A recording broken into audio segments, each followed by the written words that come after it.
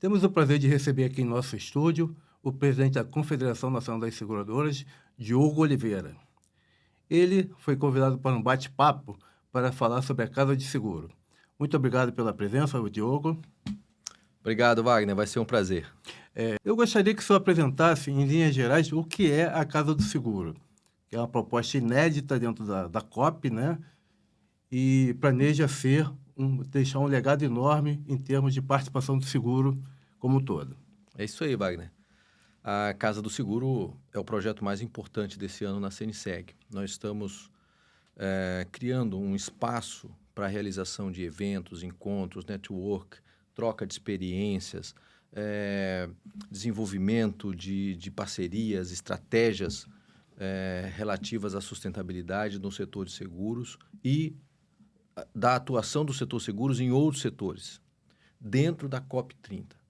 Né? É um espaço, né, físico grande também, de grande relevância, são mais de 1.600 metros quadrados, com todas as instalações para conferências, para eventos sociais, culturais, né, estações de trabalho, salas de reunião, sala de mídia, né, uma estrutura realmente bem montada em Belém, onde nós vamos convidar grandes personalidades, autoridades brasileiras, do exterior, personalidades do mundo de seguros, de outros setores da economia.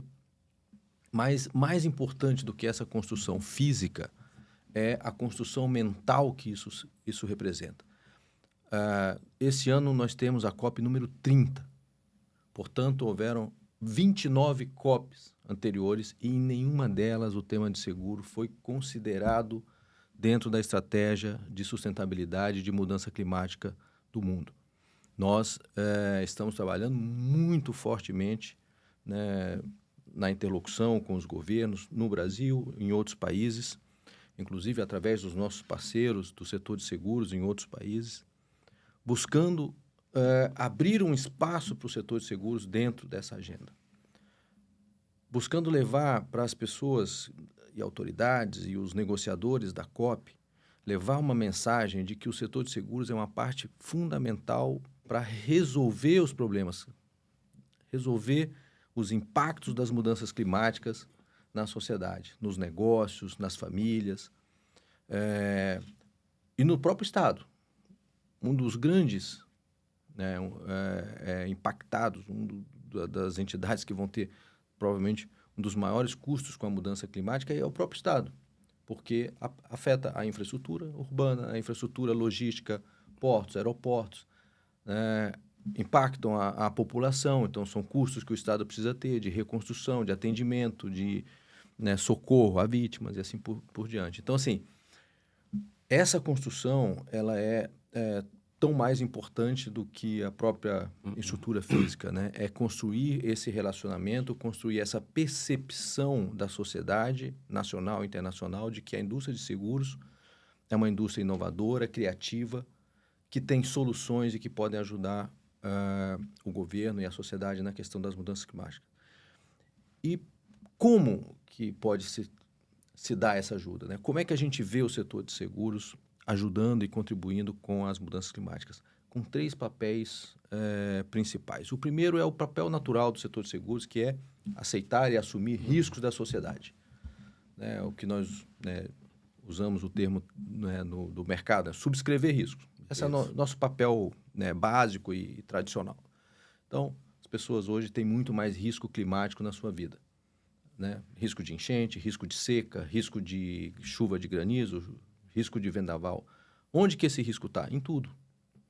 Esse risco está nas residências, ele está nas propriedades, nos veículos, na atividade empresarial, na quase um risco agricultura. rotineiro É atualmente. o risco mais, né, cotidiano hoje, né, das pessoas. Então, nós vamos cada vez mais absorver esse risco das pessoas, permitindo que as pessoas tenham continuidade na sua vida. Então, o produtor rural que perde uma safra, por exemplo, e que ele tem um seguro rural, ele continua a vida normalmente no ano seguinte, né? Consegue novamente comprar sementes, fertilizantes, defensivos, preparar a terra e continuar produzindo normalmente. Então, esse é o primeiro papel. Então, qual é o trabalho que está por trás desse primeiro pilar? É ampliar o seguro na sociedade. Nós ainda temos um grande gap de seguros na sociedade brasileira. Precisamos ampliar cada vez mais a proteção do seguro nesses ramos que já existem. E também em novas, né, em novas áreas. Vou te dar um exemplo. A infraestrutura logística do Brasil, rodovias, ferrovias, portos, aeroportos, praticamente não tem seguro. Não tem seguro nenhum. As rodovias todas, o governo federal tem, se não me engano, aproximadamente 70 mil quilômetros de rodovias federais asfaltadas, sem nenhum seguro. Então, a gente está buscando nessa interlocução mostrar que, olha, a gente precisa avançar com o seguro em novas áreas onde ainda não tem o seguro. O próprio seguro rural precisa crescer muito e assim por diante. Então, eu falei do primeiro pilar, né? O pilar tradicional. O segundo pilar, que é extremamente importante, é mostrar para a sociedade que o setor de seguros tem uma experiência e um conhecimento e uma capacidade de gestão de risco.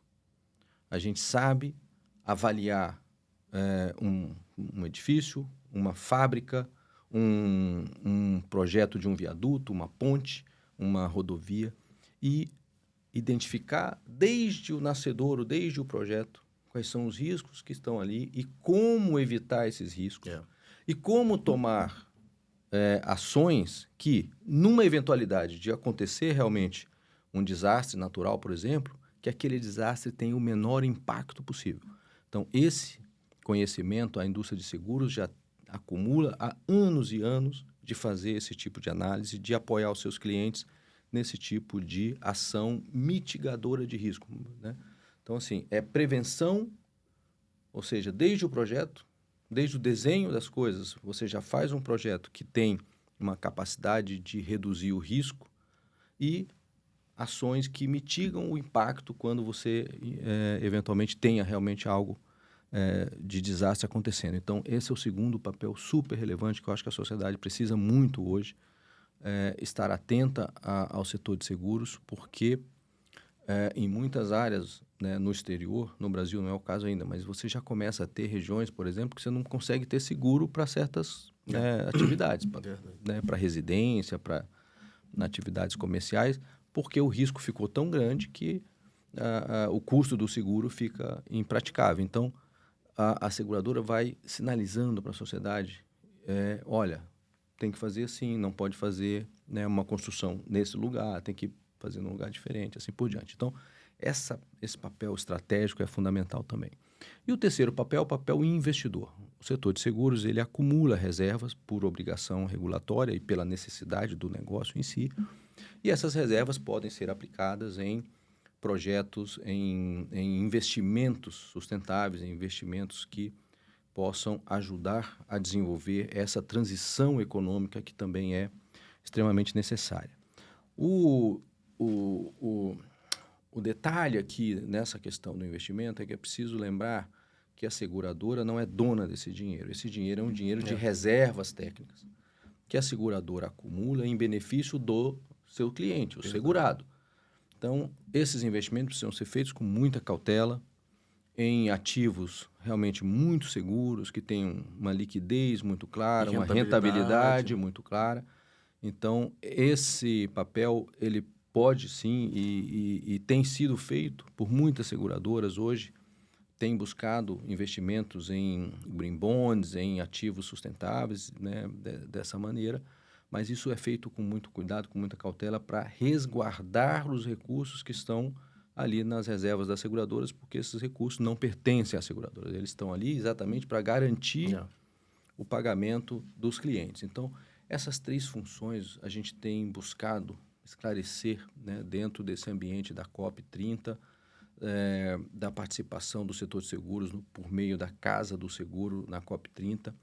E eu até posso dizer que a gente já tem tido alguns êxitos e alguns resultados relevantes nisso. Se você pegar, por exemplo, as declarações do presidente da COP, que é o embaixador André Corrêa do Lago, você vai ver no discurso dele, ele já menciona muito claramente o papel do setor de seguros, né? Hoje mesmo, nós tivemos uma audiência, né, pública onde ele, né, testemunha, olha, tem que olhar a questão, a importância do setor de seguros. O setor de seguros está mostrando a importância, né, de enfrentamento das questões da mudança climática. Então, assim, já temos conseguido convencer as pessoas de que realmente o setor de seguros tem um papel super relevante e que precisa ser olhado pelas autoridades com este viés, com esse olhar de um setor que tem muito a contribuir. Esse apoio do embaixador, você considera fundamental para que o mercado de seguro conste na carta final da COP e da ONU como uma das soluções possíveis para a mitigação climática? Certamente, certamente, Wagner. O embaixador tem um papel fundamental nisso, porque, por ser o presidente da COP, ele, de certa maneira, conduz os trabalhos da COP. Ele é responsável por um documento que é fundamental nesse processo, que é a carta do presidente da COP. Então, a cada 2, 3 meses, ele envia uma carta a todos os países com as recomendações, com, né, os temas que estão em debate, com os avanços da COP. E, inclusive, é importante mencionar, na quarta carta que ele enviou, ele já traz, né, a menção ali ao setor de seguros. Então, a gente está trabalhando nesse sentido de ter, né, o tema de seguros presente nos documentos oficiais da COP, na declaração final, né, se isso for possível, mas o importante é ter essa percepção da sociedade, das autoridades, que realmente o setor de seguros tem uma contribuição relevante a dar dentro desse debate. De alguma forma, essa presença do mercado de segurador na COP ajuda a colocar o segurador nas políticas públicas, que é um antigo peito do mercado segurador? Exatamente esse é o objetivo, né? Que a partir daqui, ao desenvolver políticas públicas, né, relacionadas às mudanças climáticas, que as autoridades, né, busquem também o setor de seguros como um parceiro, como um aliado dentro desse processo. E dessa maneira, eu acho que o setor de seguros também se beneficia, né, ampliando o mercado, né, oferecendo soluções, atendendo melhor os seus clientes. Eu acho que é um jogo que cria um círculo crescente, né, um círculo produtivo de ganha-ganha. Então, isso é muito positivo. Acho que a gente está caminhando exatamente nessa direção. Alguns resultados interessantes já começam a aparecer. Eu vou te dar um exemplo. O ministro dos Portos e Aeroportos, por exemplo, nos demandou, inclusive, uma proposta de seguro para riscos climáticos de todos os aeroportos do Brasil. Então, a gente está começando a fazer esse trabalho sob demanda do Ministério dos Portos e Aeroportos, né?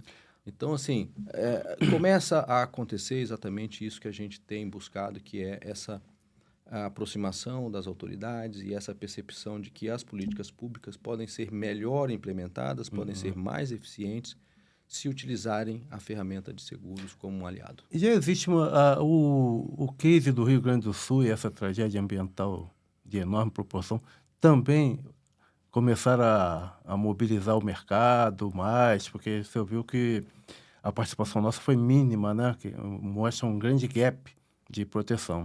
No Rio Grande do Sul, estimamos que tenha, né, uma perda econômica, além, claro, do que é mais grave, que são as perdas humanas e o sofrimento das pessoas, mas do ponto de vista econômico, estimam-se perdas de aproximadamente 100 bilhões de reais, e nós aqui na CNSEG fizemos todo o acompanhamento desse evento e identificamos um pagamento de pouco mais de 6 bilhões, 6 bilhões e 200 milhões de reais em indenizações de seguro. Isso significa que a cobertura do seguro, no caso do Rio Grande do Sul, foi de 6%, o que é um nível muito baixo. A média internacional é em torno de 40% de cobertura de seguros, que também precisa ser elevada, né? A gente não pode se acomodar enquanto a perda econômica for maior que a perda segurada. O ideal é um mundo onde 100% da perda econômica esteja segurada e que, né, as pessoas possam continuar suas vidas, né, da melhor maneira possível, né? Não vou dizer normalmente, porque, né, como tem todas essas perdas humanas, mas assim, pelo menos do ponto de vista econômico, as pessoas poderem retomar suas vidas após um desastre como aquele. Mas isso, né, como eu mencionei há pouco, né, é o trabalho de ampliação da cobertura de seguros. A gente precisa continuar fazendo esse trabalho. O caso do Rio Grande do Sul serviu como alerta, eu diria. As pessoas começaram se atentaram um pouco mais para isso, as autoridades se atentaram um pouco mais para essa questão.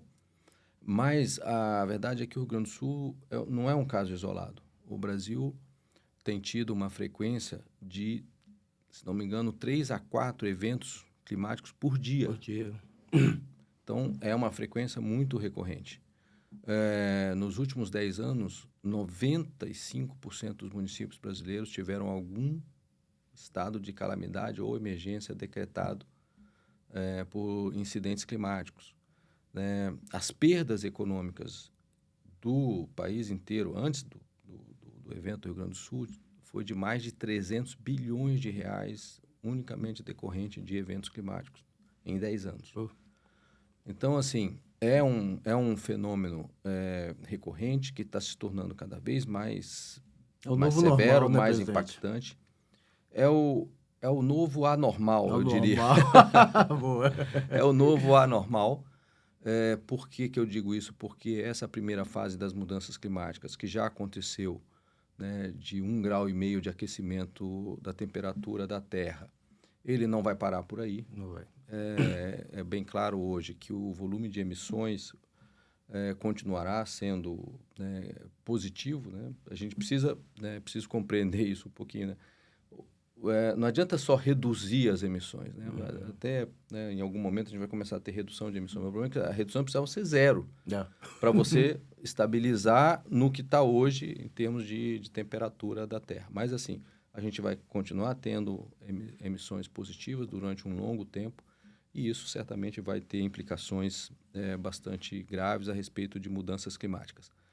E nós temos que preparar a sociedade para isso e o setor de seguros certamente é uma das melhores ferramentas disponíveis na sociedade para ter uma sociedade mais resiliente, mais adaptada a essa nova circunstância que a gente vai viver em termos de clima.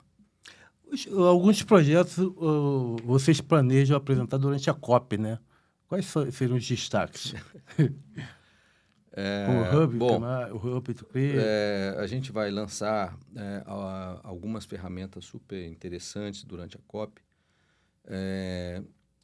que estão empacotadas dentro desse projeto que nós chamamos Hub, né, de dados climáticos do setor de seguros.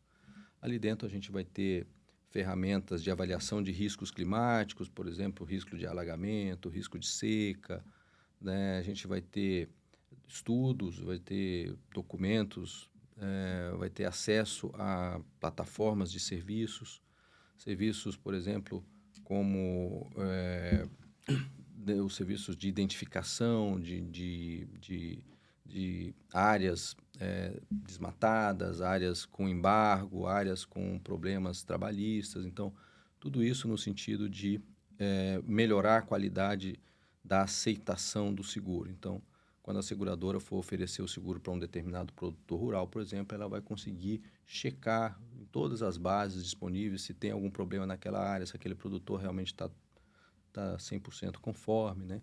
Então, isso vai melhorar a qualidade do processo de subscrição e de venda do seguro. São várias ferramentas, várias atividades. Aqui não vou dar 100% do spoiler, mas só para dizer, né, que a gente tá com vários projetos interessantes em andamento para a gente lançar durante a COP30. Ok. Muito bom. Wagner, obrigado. Super obrigado. Um abraço a todos.